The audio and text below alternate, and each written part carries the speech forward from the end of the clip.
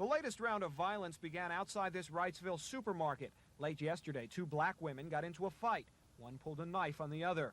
A few hours later, a small fire broke out behind a bar in the black section of town. When police and firemen came to put out the fire, the shooting began.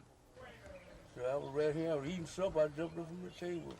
You just saw the fire burning, you don't know how it started. No, I really don't know how it started. And then how did the gunshots all start? Well, back up that way somewhere now. I don't know who it was, but they were shooting up there. Some whites say they think the fire was set as a trap. They claim it was all an attempt to ambush police. Blacks living in the area deny that. They claim police used the fire and the shootings as an excuse to beat up black residents of the area and haul them off to jail. Sitting up there in the chair, then he told me get my ass down there, then he hit me on my head gone, so I just walked out. And what were you doing when they came up to you? Sitting there. You were just sitting there? Yeah, just sitting there in the chair. Then he went on down the road further and went in them people's houses with guns and things and telling them to get their out of the beds and everything. And then he took and hit this woman in the back with a gun and hit her child. Altogether, 38 blacks were arrested, including the leaders of last month's demonstrations.